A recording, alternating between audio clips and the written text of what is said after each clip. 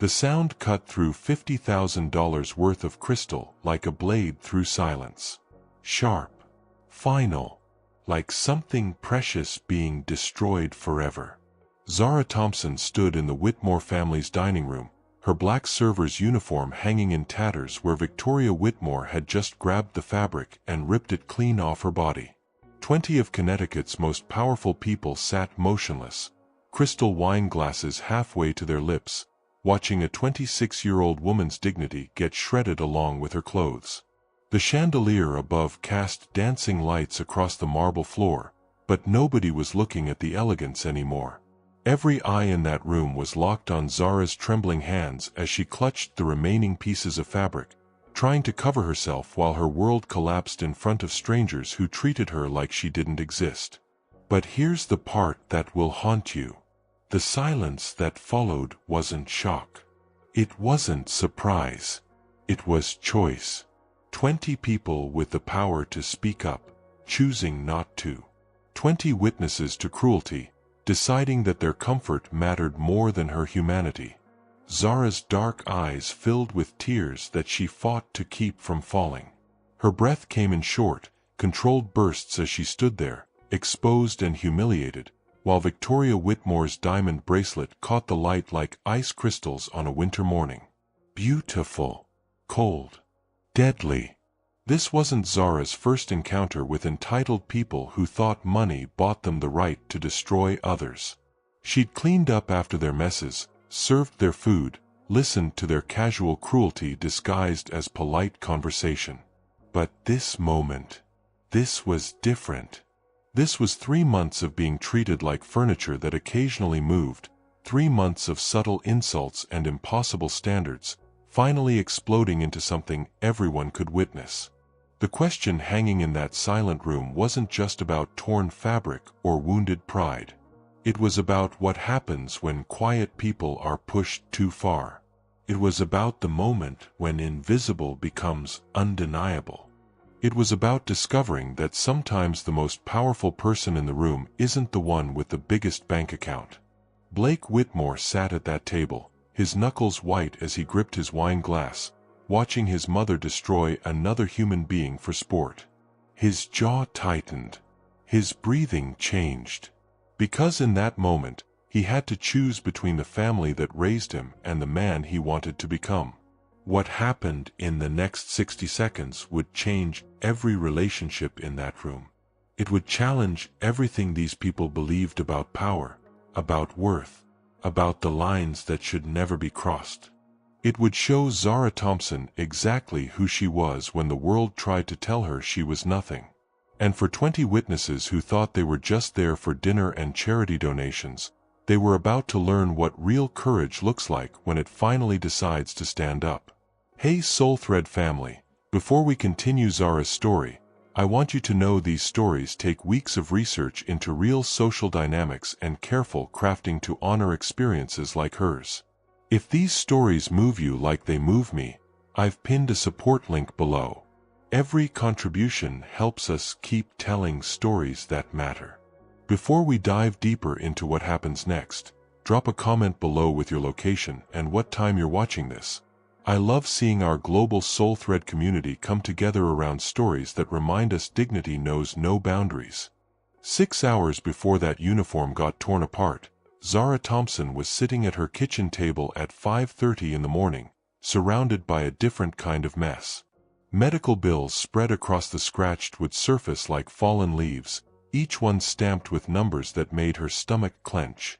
Oncology visits, chemotherapy sessions, prescription medications that cost more than her monthly rent. Her phone buzzed with the first alarm of the day. Time for her mother's morning pills. Zara moved quietly through their small apartment, measuring out medications with the precision of someone who knew that missing a dose could mean the difference between hope and losing everything. Her mother, Grace, slept peacefully in the bedroom they now shared since Zara had given up her own place 6 months ago. The woman who had raised her to believe education was the key to freedom now depended on her daughter's sacrifice to stay alive. Back in the kitchen, Zara stared at the piece of paper hanging next to the refrigerator. Her MBA certificate, magna cum laude, marketing strategy concentration. The diploma that was supposed to guarantee a future now mocked her from its cheap frame, surrounded by past due notices and insurance claim denials. 2 years ago, she'd been the marketing manager at a growing tech startup, wearing tailored suits and presenting quarterly strategies to rooms full of executives who hung on her every word. She'd had a corner office, a matching 401k, and dreams of buying her mother a house with a garden where she could grow the flowers she loved. The company downsizing came on a Tuesday. Budget cuts, they said. Last hired, first fired, despite her performance reviews and the campaigns that had increased their client base by 40%. Her severance lasted 3 months. Her mother's cancer diagnosis came 2 weeks after her unemployment benefits ran out. Now those same hands that once signed contracts worth hundreds of thousands of dollars were learning to fold napkins into perfect triangles and polish silverware until it gleamed. The irony wasn't lost on her. She'd spent years studying consumer behavior, understanding what motivated people to buy, to trust, to believe in brands. Now she was studying the behavioral patterns of wealthy families, learning to navigate their moods and expectations while they treated her like she was born to serve them. Zara caught her reflection in the bus window as it pulled away from her neighborhood. The face looking back at her was tired but determined. She'd learned to make herself invisible at work, to move through rooms without disturbing the important conversations happening around her. But inside her head, she was still analyzing, still strategizing, still thinking 3 steps ahead like she'd been trained to do. The Whitmore mansion came into view as the bus wound through the expensive neighborhoods where she'd once hoped to live. She knew things about this family that they didn't think she was smart enough to understand. She'd overheard Blake talking about expanding their foundation's education initiatives. She'd watched Victoria panic about maintaining their social standing when other wealthy families started questioning some of their business practices.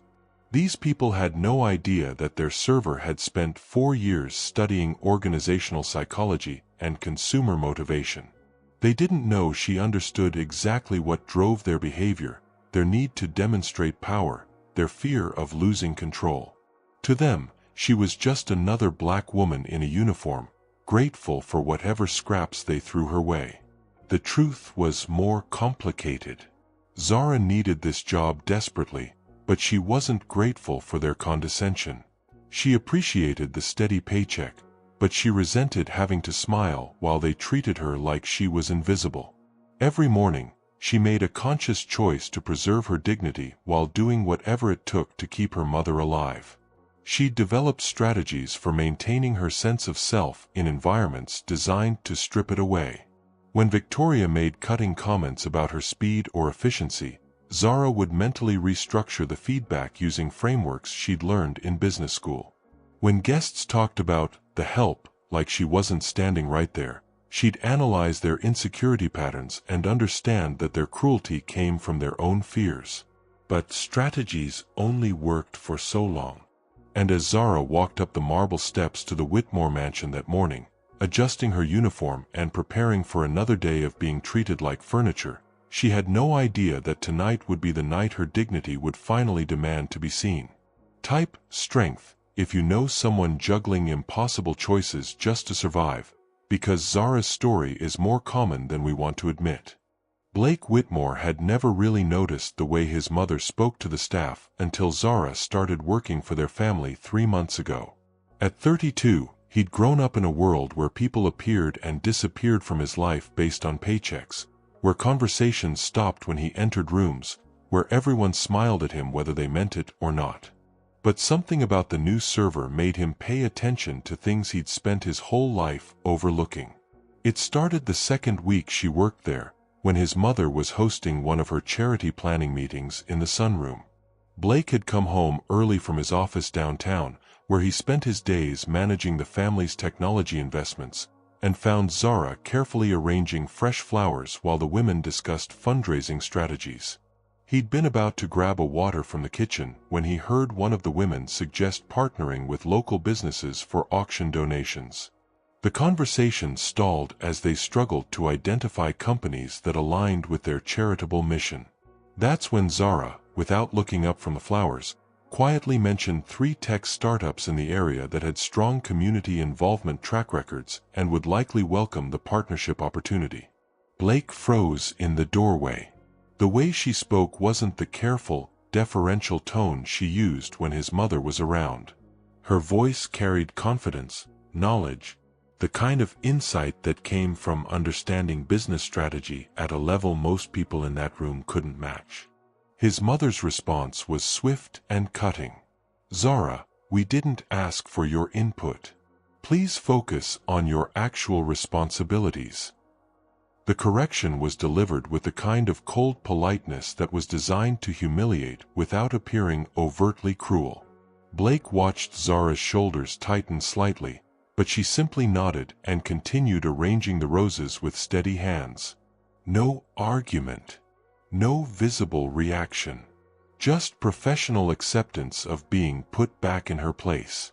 But Blake couldn't stop thinking about what she'd said. Those 3 companies. He knew them personally. Her suggestions were spot on, exactly the kind of partnerships that would benefit both the charity and the businesses involved. This wasn't lucky guessing.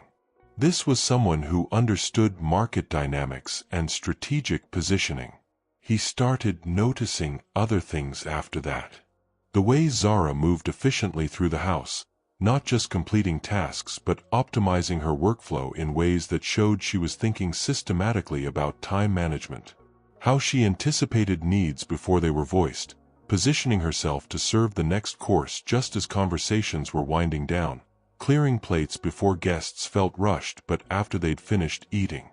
Most telling was how she handled his mother's increasingly frequent criticisms. Victoria had developed a pattern of finding fault with Zara's work in ways that seemed designed to test her breaking point. The water glasses weren't positioned precisely right. She was moving too slowly between courses. Her uniform looked wrinkled even though Blake could see it was pressed to perfection. Each time, Zara would accept the feedback with quiet professionalism, make the requested adjustment, and continue working without any visible signs of frustration. Blake recognized what he was watching. This wasn't someone who lacked pride or self-respect. This was someone exercising tremendous self-control because she needed this job too much to risk losing it. The realization made him uncomfortable in ways he couldn't fully explain. He'd grown up assuming that people who worked in service positions were there because they belonged there, because it matched their capabilities and ambitions. It had never occurred to him that someone might be serving his dinner because they were trapped by circumstances beyond their control, not because they lacked the intelligence or skills for other work. His growing awareness of Zara's true capabilities coincided with something else he was reluctant to acknowledge. She was beautiful, but that wasn't what drew his attention. It was her composure under pressure, her quiet dignity in the face of his mother's calculated cruelty, the way she maintained her sense of self even when everyone around her was determined to make her invisible. Blake found himself timing his arrivals home to coincide with moments when Zara would be working in common areas.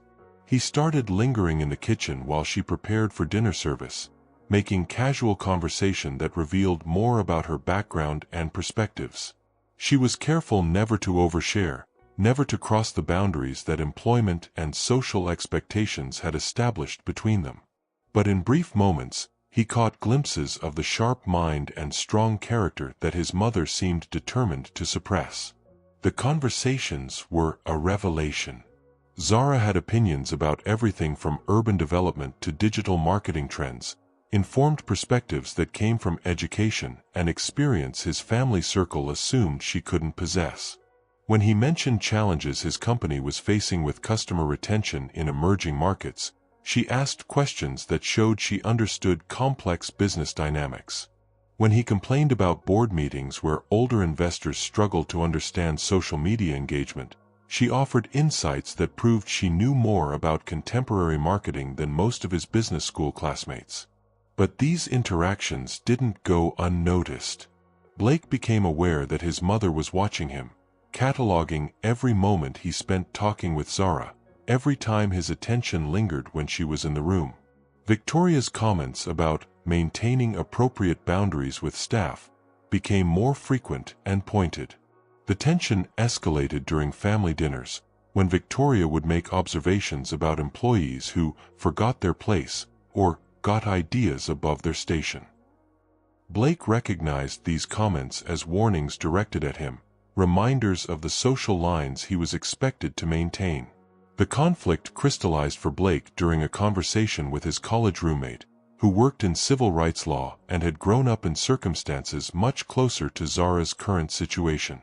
When Blake mentioned their new server's intelligence and capabilities, his friend looked at him with a mixture of sympathy and frustration. "You're just now figuring out that smart, educated people sometimes have to take service jobs to survive? Blake, you're living in a bubble, man. Half the servers in this city probably have degrees. They're working those jobs because rent is due and the alternative is being homeless." The conversation forced Blake to confront uncomfortable truths about his assumptions and privilege. It also made him realize that his growing fascination with Zara wasn't just personal attraction. It was the recognition of someone whose true worth was being deliberately overlooked and undervalued by everyone around her, including, until recently, himself. As the charity dinner approached, Blake found himself caught between conflicting loyalties. His mother's expectations were clear: maintain the social boundaries that preserved their family's status and control. But his conscience was pushing him toward something different, toward the recognition that treating Zara with genuine respect and acknowledgement of her capabilities wasn't just the right thing to do, it was long overdue. Type privilege if you've ever had to choose between what your family expects and what you know is right. Victoria Whitmore stood in her walk-in closet, surrounded by designer gowns that cost more than most people's annual salaries, staring at a photograph she kept hidden behind her jewelry drawer. The image showed a thin teenager in a factory uniform, her hands already rough from manual labor, her eyes holding dreams too big for the cramped apartment where she'd grown up. That girl had been Victoria Sullivan then, daughter of a man who came home every night smelling like motor oil and defeat. She'd learned early that the world was divided into two kinds of people: those who served and those who were served. And she'd made a promise to herself that she would never, ever be caught on the wrong side of that line again. 34 years later, that promise had built her a life most people could only dream of. But it had also created a prison of constant vigilance, where every threat to her carefully constructed world felt like a personal attack on her survival. And right now, Zara Thompson represented the biggest threat she'd faced in years. Victoria had noticed the way her son looked at the server from the very beginning. She'd seen that particular expression on Blake's face before, during college when he'd brought home girlfriends from middle-class families, young women with earnest dreams and no understanding of what it meant to maintain the kind of social position the Whitmores occupied. She'd managed to discourage those relationships with subtle pressure and strategic social engineering. But this situation was different. This wasn't some college romance that could be broken up with disapproval and financial pressure. This was her adult son developing feelings for someone who worked in their home, someone whose very presence threatened everything Victoria had sacrificed to achieve. The rage that consumed her when she watched Blake engage Zara in conversation wasn't just about social propriety. It was about survival. Victoria had spent decades learning the unwritten rules of high society, mastering the art of appearing born to privilege when every day was a performance designed to hide her true origins. She knew exactly how precarious her position really was. Old money families like the Hawthorns and the Prestons tolerated her because her husband's wealth had bought her access, but they'd never fully accepted her. They remembered that she'd been a secretary when she met Richard Whitmore. They whispered about her background at country club gatherings, always questioning whether she truly belonged in their world. If Blake formed a serious relationship with a black server, it wouldn't just be seen as crossing class lines. It would confirm every suspicion the established families had about the Whitmores not understanding their proper place in the social hierarchy. Victoria would become a cautionary tale, the woman who couldn't control her own family, who allowed inappropriate relationships to flourish under her roof. The charity dinner represented the perfect opportunity to end this before it went any further. Every important family in their social circle would be there. If she could demonstrate publicly that she maintained appropriate boundaries with staff, that she wouldn't tolerate any confusion about social roles in her home, it would send a clear message to Blake while reassuring their peers that the Whitmores understood proper protocol. Victoria had been planning the public humiliation for 2 weeks, waiting for the right moment when maximum witnesses would be present to observe her reassertion of control. She'd chosen her method carefully, something dramatic enough to be unmistakably intentional, cruel enough to break Zara's spirit, and public enough to ensure Blake understood the consequences of crossing social boundaries. The uniform ripping had come to her during a sleepless night when she'd lain awake calculating all the ways this situation could destroy everything she'd built. Tearing Zara's clothes would be viscerally humiliating while appearing spontaneous, as if triggered by some service error that justified the response. It would reduce Zara to exactly what Victoria needed her to be seen as, just another server who had forgotten her place. In her bathroom mirror, Victoria practiced the cold expression she would wear when she grabbed the fabric. She rehearsed the words she would use to justify her actions, the tone that would suggest Zara had somehow earned such treatment through incompetence or presumption. She fine-tuned every detail of the performance because she understood that maintaining power required constant demonstration of willingness to use it. The irony wasn't lost on her that she was planning to destroy another woman's dignity using the same tactics that had once been used against her. Victoria remembered every humiliation from her factory days, every condescending comment from supervisors who treated her like she was disposable, every moment when her intelligence and ambitions were dismissed because of her background. But those memories didn't generate empathy for Zara. They fueled her determination to ensure that no one would ever have the power to make her feel that way again. In Victoria's mind, there could only be one woman of worth in the Whitmore household, and it wasn't going to be someone who reminded Blake that love could exist across class lines. The family photos lining her dressing room told the story of her transformation. From factory worker to wealthy wife, from powerless to influential, from vulnerable to protected by walls of money and social position. Each image represented another step away from the girl who'd once been at the mercy of other people's cruelty. Victoria's hands shook as she selected her jewelry for the dinner party, diamond pieces that would catch the light when she grabbed Zara's uniform, creating a visual contrast between wealth and poverty, power and helplessness.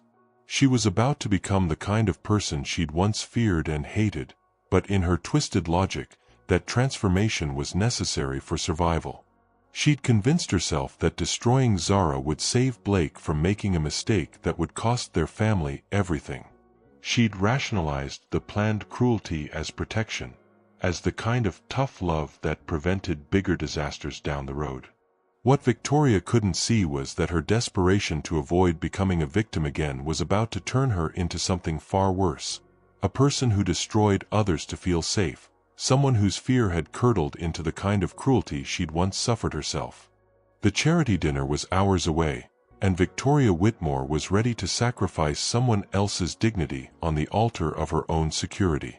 Type fear if you've seen how people's insecurities can turn them cruel, because understanding doesn't mean excusing. The Whitmore mansion had been transformed into a showcase of everything money could buy and power could command. Crystal chandeliers cast rainbow patterns across marble floors polished to mirror perfection. Floral arrangements worth more than most cars filled every corner, their exotic blooms flown in from 3 different continents. The dining room table stretched nearly 20 feet, set with china that had been in prominent families for generations and silverware that caught the light like liquid mercury. This wasn't just a dinner party. This was theater, designed to remind everyone present of exactly where they stood in Connecticut's social hierarchy. Zara moved through the preparations with the focused precision of someone who understood that perfection was the only acceptable standard. But underneath her professional calm, every instinct she developed over months of navigating the Whitmore family dynamics was screaming warnings she couldn't ignore. Victoria had been different all day. Not just her usual cold efficiency, but something more calculated and predatory. She'd inspected every detail of Zara's work with unusual intensity, finding flaws in arrangements that were flawless, criticizing timing that was perfectly coordinated. It felt like someone building a case, collecting evidence for an accusation that hadn't been made yet. The guests began arriving at 7, their cars forming a parade of wealth down the circular driveway. Bentleys and Maseratis disgorged passengers dripping in jewelry that could fund small nations. The men wore custom suits that cost more than teacher salaries, while their wives displayed diamonds that sparkled with cold fire under the entrance lights. Blake stood in the receiving line beside his parents, playing his expected role as the charming heir, but Zara could see the tension in his shoulders as he endured conversations about golf handicaps and vacation homes while people experiencing real hardship existed mere miles away. His responses grew more mechanical with each exchange, his smile more strained as wealthy guests complained about problems that weren't really problems at all. "The staff at the Vineyard House are becoming impossible," one woman confided to Victoria while Zara served cocktails nearby. "They actually asked for a living wage increase. Can you imagine? As if their work is worth what we pay our gardeners." Victoria's laughter was like ice cubes clinking in an expensive glass. Some people forget that employment is a privilege, not a right. Perhaps they need reminding of their place. The comment landed with deliberate weight, and Zara felt the words like a physical blow. This wasn't casual conversation. This was Victoria speaking directly to her while pretending to address someone else, a preview of what was coming. As guests moved from cocktails to dinner, the conversations revealed the casual cruelty that extreme wealth could foster. Business deals discussed over champagne involved layoffs that would destroy thousands of families. Real estate investments were celebrated even though they would displace entire communities. The charity they were supposedly supporting tonight received less attention than debates about which exclusive resort to visit next summer. Zara served the first course with hands that remained steady despite her growing awareness that she was walking through a minefield of egos and expectations. Every movement felt scrutinized, every interaction weighted with significance she couldn't fully understand. Victoria's eyes followed her constantly, cataloging her every gesture as if documenting evidence for some future judgment. Blake's discomfort was becoming more visible with each course. When a guest made a dismissive comment about "these people" while discussing urban development, his jaw tightened noticeably. When another complained about having to deal with employees who demanded basic respect, Blake's grip on his wine glass whitened his knuckles. The tension in the room was building like pressure in a closed system. Victoria's predatory satisfaction whenever she caught Blake looking at Zara. Blake's increasing inability to hide his disgust with the casual cruelty around him. Zara's growing certainty that she was being positioned as the target for something she couldn't yet identify. The charity auction proceeded with the kind of competitive bidding that had nothing to do with generosity and everything to do with public displays of financial superiority. Vacation packages sold for amounts that could have funded college scholarships. Art pieces changed hands for prices that could have housed homeless families for years. Through it all, Zara maintained her professional composure, serving and clearing with the invisible efficiency that wealthy people demanded from their staff. But she was hyper-aware of every subtle signal in the room. The way conversations paused when she approached certain tables, the deliberate loudness of comments about knowing one's place, the calculated timing of criticisms about service standards. Victoria was orchestrating something, and Zara was beginning to understand that she was the intended victim. The realization crystallized during the main course service, when Victoria made a show of inspecting the table settings with theatrical disapproval. "The water glasses are positioned incorrectly," she announced loudly enough for nearby guests to hear. This is exactly the kind of carelessness that reflects poorly on a household. The criticism was fabricated. Zara had positioned every glass with millimeter precision. But the accusation wasn't really about glassware. It was about establishing a narrative of incompetence that would justify whatever public humiliation Victoria was planning. Blake's reaction was immediate and visible. His face flushed with anger at his mother's manufactured complaint, and for a moment, Zara thought he might actually defend her publicly. But Victoria's sharp look in his direction carried a clear warning. Any interference would make things worse for everyone. As Zara moved to adjust the perfectly positioned glasses, she caught Victoria's reflection in the polished silver serving tray.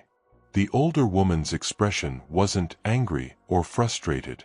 It was satisfied, almost eager.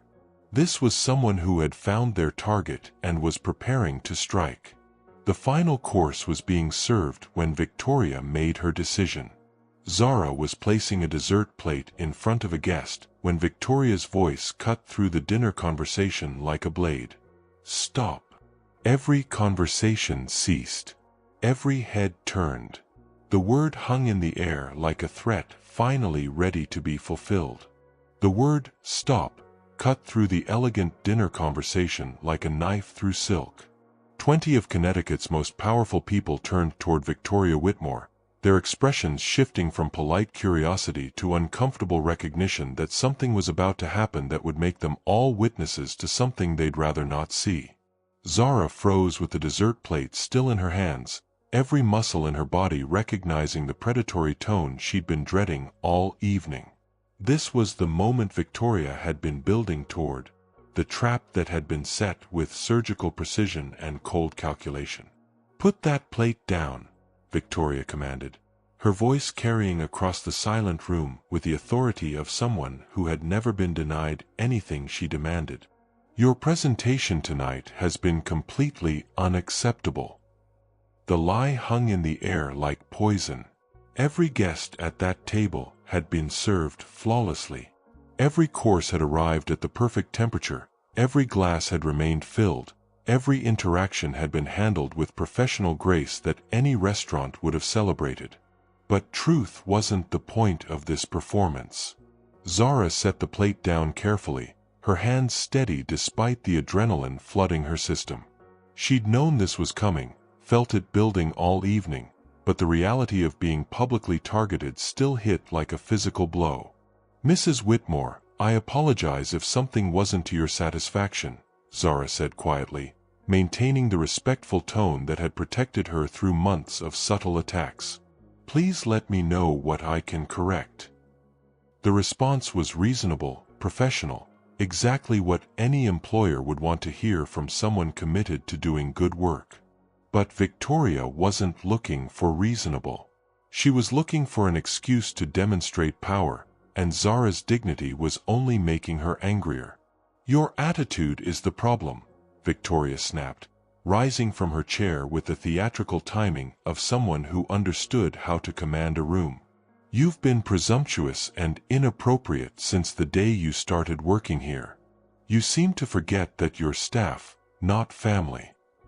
The accusation was designed to humiliate, but it also revealed Victoria's real fear.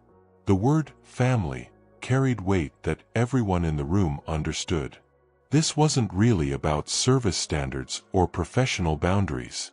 This was about a wealthy white woman feeling threatened by a black server who had somehow earned her son's respect and attention.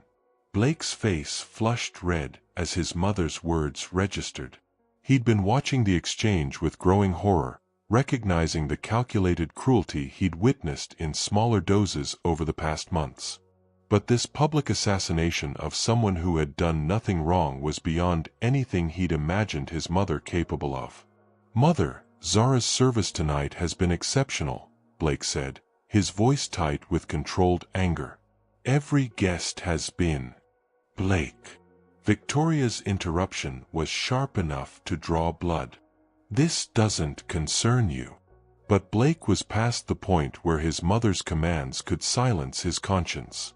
He'd spent months watching Zara endure subtle cruelties with grace and dignity. He'd seen her intelligence dismissed, her capabilities ignored, her humanity treated as irrelevant to the people she served. Tonight was supposed to be the end of his silence. Victoria saw the rebellion in her son's eyes and knew she had seconds before she lost control of the situation entirely. The public humiliation had to be swift and decisive enough to break both Zara's spirit and Blake's defiance simultaneously. She moved toward Zara with predatory speed, her diamond bracelet catching the chandelier light as her hand reached for the fabric of Zara's uniform at the shoulder. "Your uniform is wrinkled and inappropriate for an event of this caliber," she declared, her fingers closing on the black fabric. What happened next lasted only seconds but would be burned into the memory of everyone who witnessed it. Victoria yanked the fabric with vicious force, and the sound of tearing cloth exploded through the silent dining room like a gunshot. The uniform, which had been pressed to perfection that morning, ripped from shoulder to waist, leaving Zara clutching desperately at the remaining pieces to maintain her modesty. 20 people sat frozen, forks suspended halfway to their mouths, watching a young woman's dignity get shredded along with her clothes. The silence that followed wasn't shock, it was choice. 20 witnesses to cruelty, each deciding in that moment whether their comfort mattered more than another human being's humiliation. Not one word of protest. Not one gasp of disapproval. Just the heavy weight of people with power choosing to use it through silence, complicity dressed up as politeness. Zara stood there with fabric hanging in tatters, her dark eyes filling with tears she refused to let fall. This was the moment she'd been dreading since she started working for this family. Not just the loss of employment, but the public destruction of her dignity in front of people who would never see her as fully human. But something extraordinary happened in that moment of ultimate vulnerability. Instead of crumbling under the assault, Zara straightened her spine and looked directly into Victoria's eyes with quiet strength that couldn't be torn away with fabric. "You can destroy my uniform, Mrs. Whitmore," Zara said, her voice steady despite the trembling in her hands as she held the torn fabric together. "But you cannot destroy who I am." The words landed with more power than any scream would have carried. This was dignity refusing to be conquered, humanity asserting itself in the face of calculated cruelty, strength that came from somewhere deeper than anyone in that room understood. Blake watched his mother's face transform from satisfaction to rage as she realized her attack had failed to break its target. Zara wasn't cowering or begging or accepting the degradation as deserved. She was standing there like someone who knew her worth couldn't be determined by the people trying to diminish it. That's when Blake's hands stopped shaking. That's when the choice between family loyalty and moral courage crystallized into something clear and undeniable. He pushed back from the table and stood, his chair scraping against marble with the kind of finality that announced everything was about to change. "Enough." His voice carried across the room with authority that surprised everyone, including himself. "This stops now." Victoria turned toward her son with eyes that promised consequences he couldn't imagine. 20 guests shifted uncomfortably in their seats, suddenly aware that they were about to be forced to choose sides in a confrontation that would define everyone involved. Blake walked around the table toward Zara, his steps steady with newfound moral clarity. He took off his suit jacket and held it out to her, his eyes never leaving his mother's face. "Zara, please accept my apology for what just happened in my family's home. This is not who we are supposed to be." The gesture was simple, but it shifted every power dynamic in the room. The heir to a fortune was publicly choosing dignity over dynasty, justice over family loyalty, humanity over social hierarchy. As Zara accepted the jacket with quiet gratitude, 20 faces around that table revealed exactly who they were when confronted with the choice between comfort and courage. Most chose silence. But Blake Whitmore chose to stand up.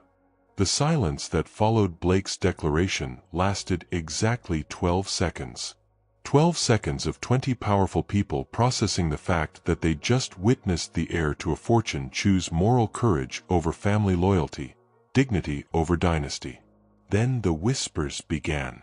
Did that really just happen? The question came from Margaret Hastings, whose family had owned textile mills for 4 generations. Her voice carried the kind of shock reserved for moments when the established order shifts beneath everyone's feet. "The boy's lost his mind," muttered Harold Preston from behind his wine glass, but his words lacked conviction. Even he seemed shaken by the display of character he'd just witnessed. Victoria stood frozen in her designer gown, her face cycling through emotions she couldn't control. Rage at her son's defiance. Humiliation at being challenged publicly. Terror at what this moment would cost their family's social standing. But underneath it all was something she hadn't expected, the dawning recognition that she'd become exactly the kind of person she'd once feared. Blake helped Zara adjust his jacket around her shoulders, the simple gesture carrying more weight than any grand speech could have delivered. "You don't have to stay here," he told her quietly. "You don't have to endure another minute of this treatment." Zara looked around the room at faces that revealed themselves in the harsh light of moral choice. Some showed embarrassment at their own silence. Others displayed irritation at having their comfortable evening disrupted by conscience. A few reflected genuine shame at what they'd witnessed and failed to prevent. "Thank you," she said to Blake, her voice steady despite everything she'd endured. "But I want to finish my shift. I want to leave here knowing I completed my responsibilities with dignity intact." The response surprised everyone, including Blake. This wasn't someone running from humiliation or seeking revenge through drama. This was a professional choosing to maintain her standards even when no one else had maintained theirs. The first guests began making excuses to leave before the coffee service. "Early morning tomorrow" became the evening's most popular phrase as people discovered urgent reasons to avoid remaining in a situation that had become morally uncomfortable. But their departure didn't end the story. It accelerated it. Margaret Hastings couldn't stop thinking about what she'd witnessed as her driver navigated the winding roads back to her estate. By the time she reached her front door, she'd made a decision that would surprise her own family. She was going to write about this evening in her weekly column for the society pages. Harold Preston, despite his dismissive comment, found himself calling his own son on the drive home. "Tell me about that mentorship program you wanted me to fund," he said without preamble. "The one for kids from working families trying to get business degrees." The ripples were starting before the dinner plates had been cleared. Back at the Whitmore mansion, the confrontation everyone had been dreading was finally happening. Blake and Victoria faced each other across the marble foyer while Zara finished her work in the kitchen, her torn uniform replaced by a spare she kept in her car for emergencies. "You've destroyed everything," Victoria hissed, her composure finally cracking. "Do you have any idea what you've done to this family's reputation?" "I know exactly what I've done," Blake replied, his voice calmer than it had been all evening. "I stood up for someone who deserved basic human dignity. If that damages our reputation, then maybe our reputation wasn't worth protecting." "She's a server, Blake. She works for us. There are boundaries." "She's a human being," Blake cut her off. "She has a master's degree in business. She's working this job to pay for her mother's cancer treatments. She's more qualified to run a company than half the people at that dinner table tonight." Victoria's face went pale. She hadn't known about Zara's education or her family situation. In her mind, Service workers were a category of people, not individuals with complex lives and circumstances beyond their control. "You don't understand," Victoria said, but her voice had lost its commanding edge. "You don't know what it's like to work for everything you have, to fight for every bit of respect." "Then help her fight," Blake said simply. "Use your power to lift someone up instead of tearing them down." The suggestion hit Victoria like a physical blow because it forced her to confront the truth she'd been running from. She'd become the kind of person who used power to hurt others, exactly like the people who had once hurt her. 30 minutes later, the first video appeared on social media. A guest's teenager had been watching from the upstairs hallway, phone in hand, recording what she thought would be boring adult conversation. Instead, she'd captured the moment when fabric tore and courage stood up. The caption was simple: "This happened at a charity dinner tonight.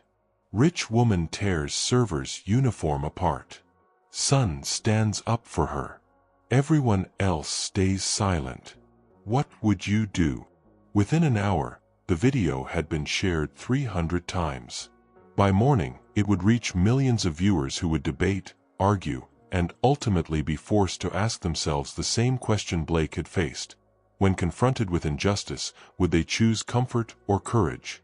Zara finished her shift with quiet professionalism, cleaned the kitchen to her usual standards, and prepared to leave the Whitmore house for what she assumed would be the last time.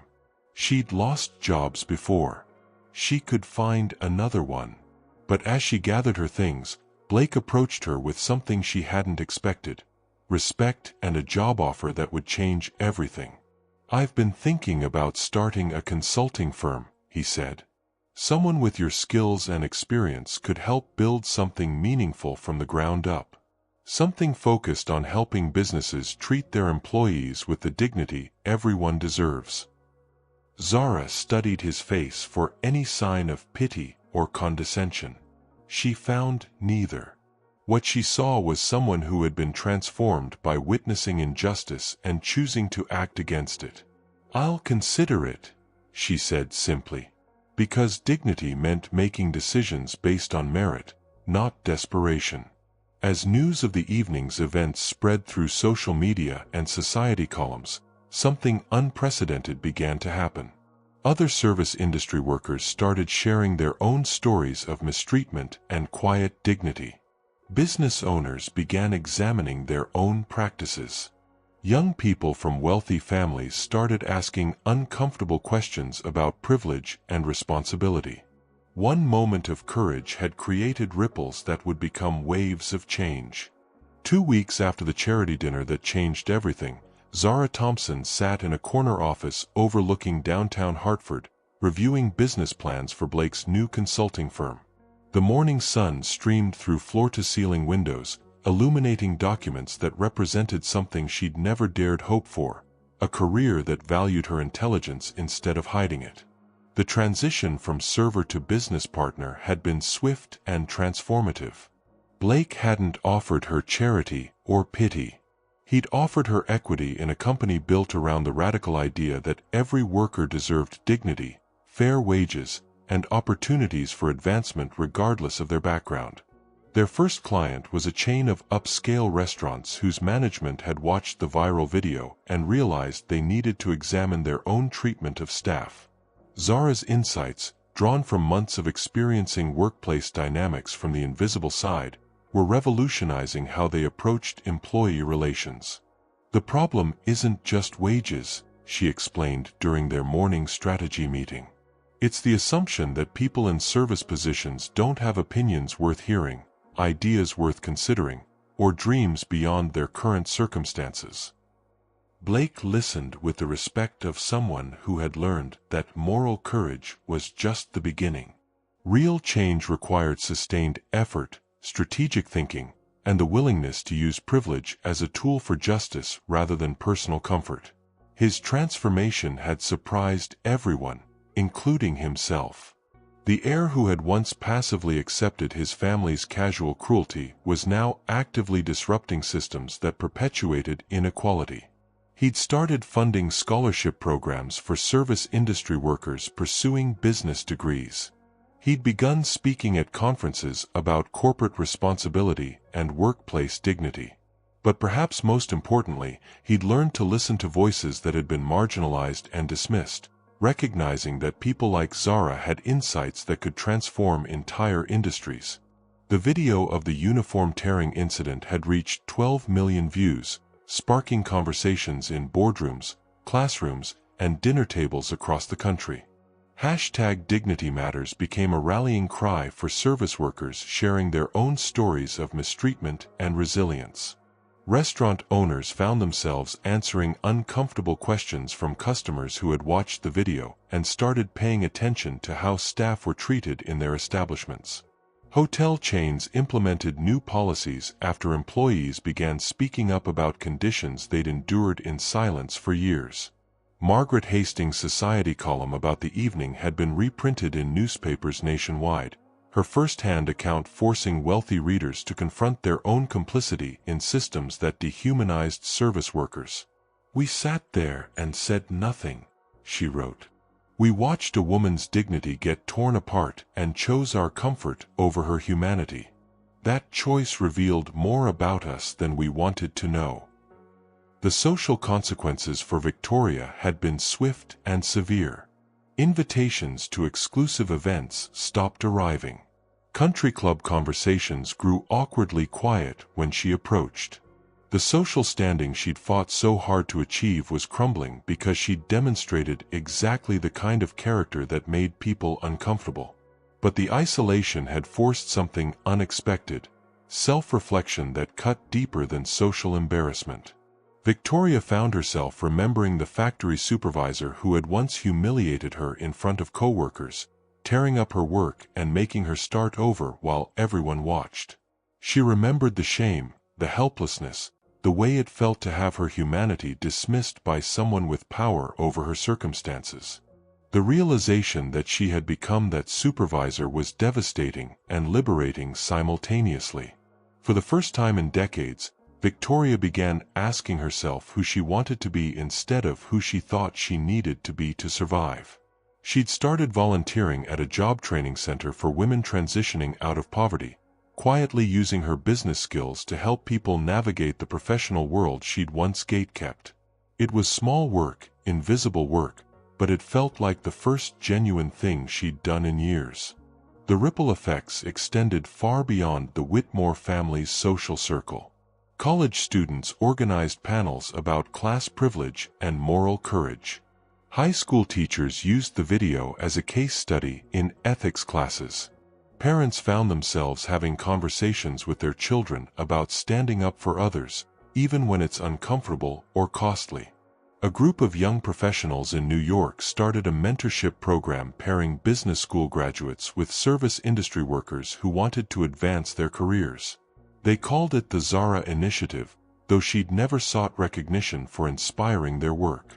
Service workers themselves began organizing in new ways, sharing strategies for maintaining dignity in degrading situations and supporting each other through the challenges of fighting for better treatment.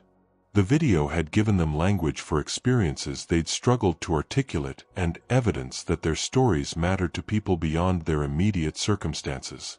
Corporate training programs began incorporating discussions about unconscious bias and the humanity of all employees. Business schools started teaching courses about ethical leadership that went beyond profit margins to examine the moral implications of management decisions. The changes weren't universal or immediate. Plenty of people watched the video and felt briefly uncomfortable before returning to their usual patterns of behavior. But for every person who dismissed the incident as an isolated drama, there was another who began questioning their own actions and assumptions. Zara's mother, Grace, was responding well to her new treatment plan, funded by the health insurance that came with Zara's business partnership. She'd watched her daughter transform from someone barely surviving to someone actively thriving, using her gifts to create opportunities for others facing similar struggles. "You didn't just find your voice," Grace told her daughter one evening as they reviewed business proposals in their new apartment. "You found your power." and you're using it to help other people find theirs.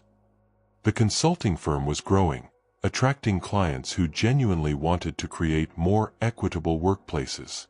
But more importantly, it was proving that businesses could be successful while treating every employee with dignity and respect.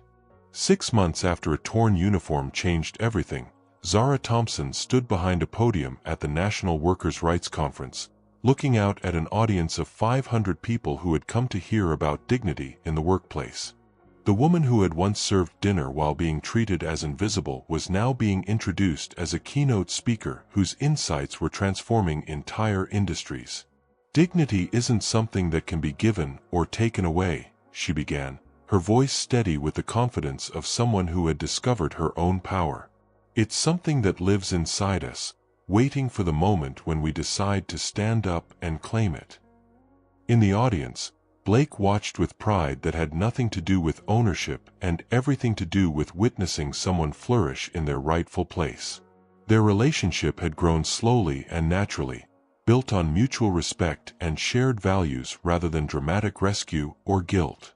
He'd learned that true partnership meant supporting someone's dreams, not trying to save them from their circumstances. Their consulting firm now employed 15 people, all of them focused on helping businesses create workplaces where every employee was valued. The waiting list of companies seeking their services stretched months into the future, proof that the conversation started by one moment of courage had created lasting demand for change.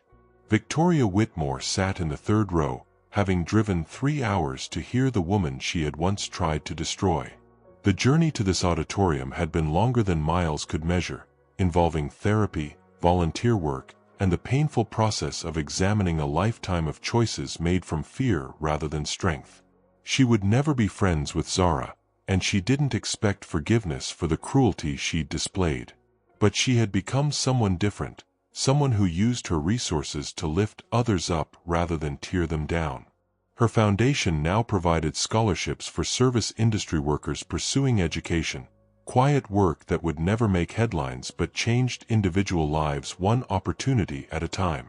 The ripples from that charity dinner had become permanent waves of change.